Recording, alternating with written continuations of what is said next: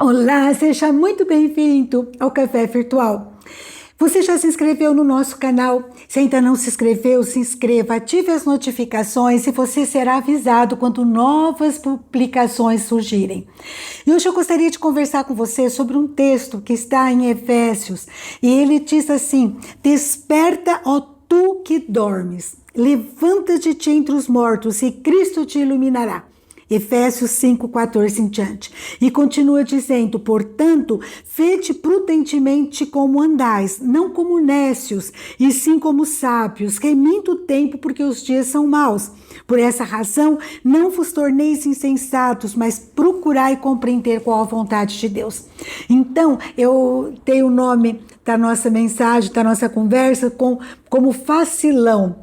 Porque, lendo esse texto, eu fiquei pensando, será que eu tenho vacilado na vida cristã? Tenho dormido? Vacilão é aquele que é indiferente, aquele que dorme no ponto, aquele que vive distraído, né? E tem nome de vivo, ele anda, mas é um cadáver abundante. Só esqueceu de cair. Como nós temos que cuidar, né? E eu fiquei pensando, quanto que eu vacilo na minha vida espiritual? Quanto que eu durmo, eu cochilo, durmo no ponto? E eu fiquei pensando que eu vacilo quando eu sou insensível. Eu não enxergo, né, os milagres, os livramentos que está acontecendo em minha volta. E eu ou não quero enxergar. Daí eu me lembrei lá daquela passagem que aconteceu com Jesus, em que Jesus ele tinha curado um cego de nascença. Ele tinha curado esse cego, está lá em João capítulo 9, né? De 1 a 10, mas o pessoal não queria de jeito nenhum acreditar, porque ele é cego de nascença, ele era muito conhecido pelos vizinhos, pela população, e todo mundo começou a comentar isso, e isso começou a irritar os fariseus. E eles conversaram com esse cego, perguntaram sobre se era verdade que ele era cego de nascença, depois de novo voltaram a perguntar, daí quiseram falar com os seus pais, né? Então lá no versículo 19 fala, é seu filho, ele nasceu cego, realmente.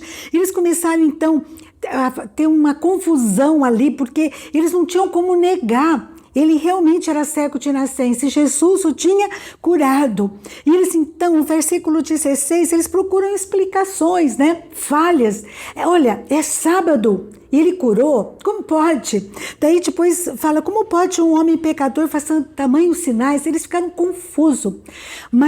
E havia confusão, dissensão, briga entre eles. Agora, veja bem, eles não queriam enxergar, né? Havia promessas na palavra, na Torá, que eles conheciam muito, mas eles não queriam enxergar. O pior cego é aquele que não quer ver. Olha só, Deus quer falar o meu coração, coisas extraordinárias acontecem, Deus se revelando. E eu, às vezes, fico buscando, assim como aqueles fariseus, explicações. Eu fico buscando motivos, fico buscando explicar aquilo que é inexplicável, ou atribuir a eventos, a pessoas, aquilo que aconteceu, a coincidências, né? Ou assim, méritos pessoais, recursos pessoais, mas nós perdemos aquilo que Deus quer nos mostrar, e aquilo que Deus quer nos mostrar ia fortalecer a nossa fé. E eu estava pensando num exemplo para falar para vocês. Eu me lembrei, há 20 anos atrás, meu marido e eu, né, minha mãe e eu, íamos fazer 20 anos de casamento. E eu então no meu coração pedi a Deus, a gente quer tanto ir para a Europa, dá uma viagem para a Europa para nós. Que a gente juntava dinheiro para ir para a Europa, mas tinha uma reforma para você na casa, tinha algo para resolver, uma troca de carro, e a gente não ia. E eu pedi no meu coração, 20 anos, né? Deus, tá para nós essa viagem. Eu pedi a Deus no meu coração, mas não mencionei com mais ninguém. Eu fui no supermercado e lá no supermercado tinha um cartaz dizendo: a sua receita vale uma casa. Eu então mandei umas 4, 5 receitas.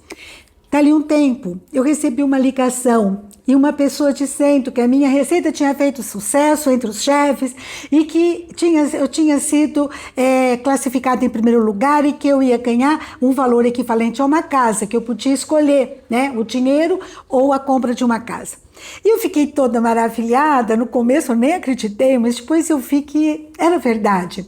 E eu fiquei toda empolgada e conversando com a minha filha, né?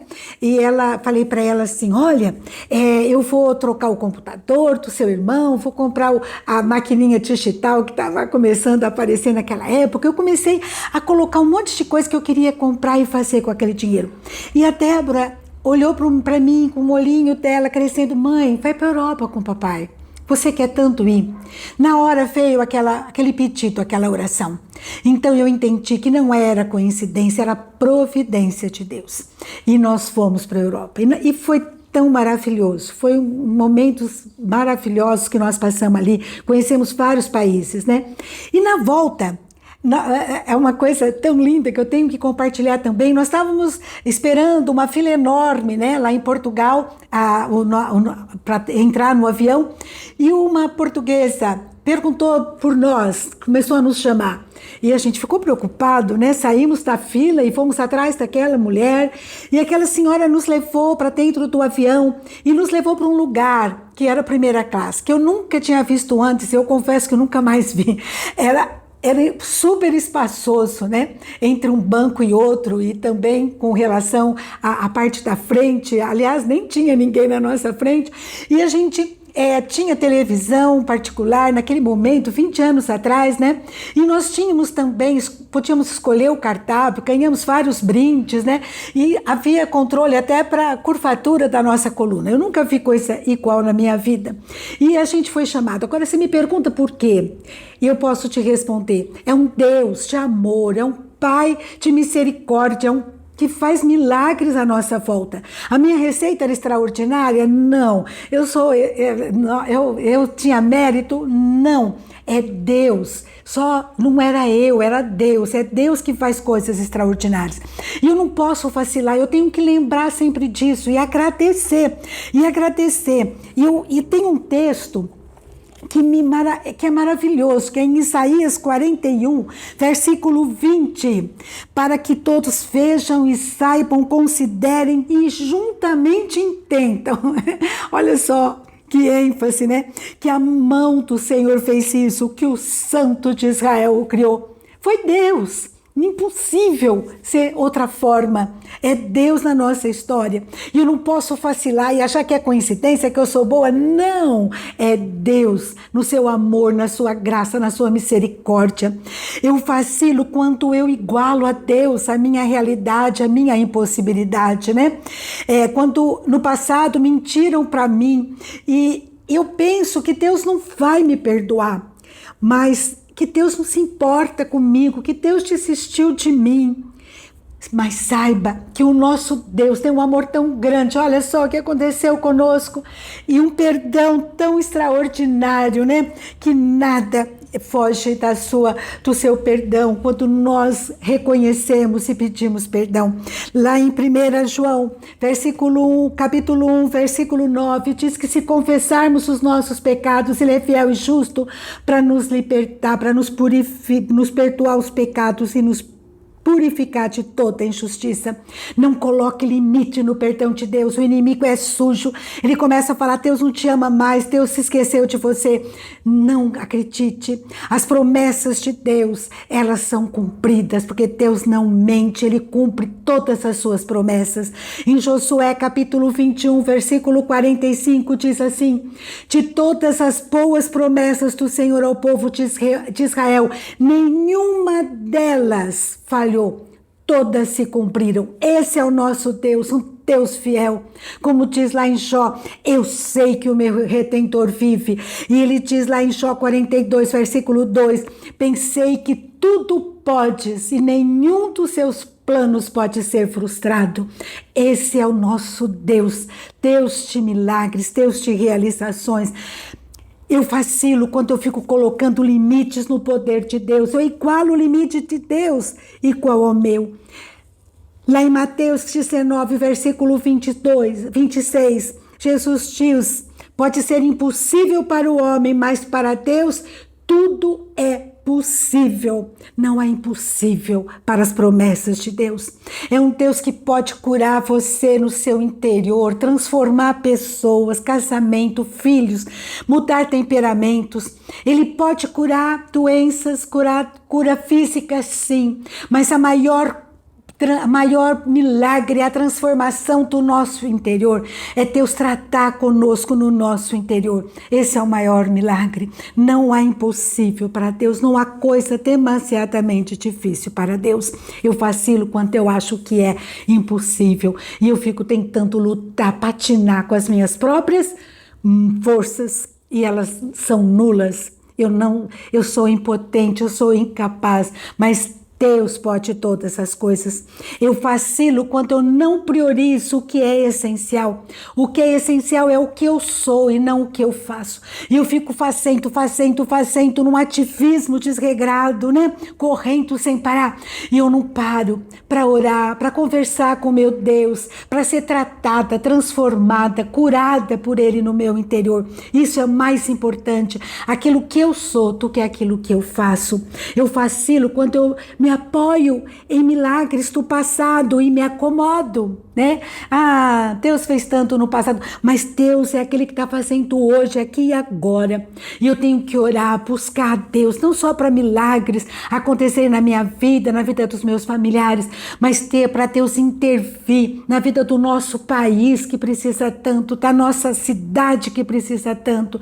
Deus intervir de uma forma miraculosa, diminuindo acidentes, diminuindo a violência, diminuindo a imoralidade, diminuindo aquilo que tem desagradado o Santo Espírito de Deus, que eu possa ser instrumento dele, canal de bênção na oração, na intercessão.